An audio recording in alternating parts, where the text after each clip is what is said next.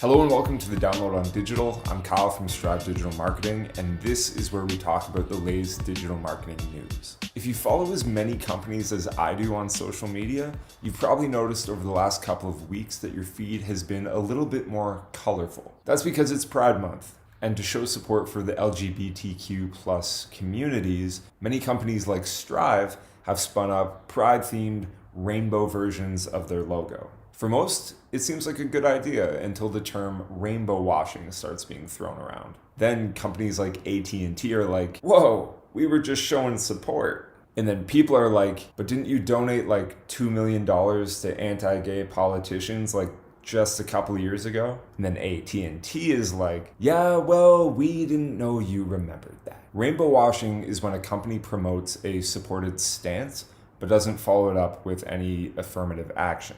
It's the CSR equivalent of saying, can you give me a hand? And then someone's like, I'm right here.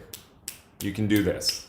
I'm not going to go deep on rainbow washing since we just covered it in our latest blog. But what I am going to talk about is corporate social justice, a sort of offshoot of CSR that demands authenticity and follow through when it comes to businesses taking social and political stances. In fact, 64% of consumers say that those political and social stances are actually enough to win them over as customers, or lead them to boycott your business. Companies know this, which is why over 1,000 of them boycotted the use of Facebook ads last year. It's also why Starbucks is threatening to leave the platform completely due to poor policing of hate speech. But what companies like Starbucks fail to realize is that with the demands for corporate social justice comes a new wave of consumer, one that actually gives enough of a shit to do a Google search. A Google search that will quickly unveil that Starbucks forbid employees from wearing Black Lives Matter swag just last year. This is where authenticity comes in.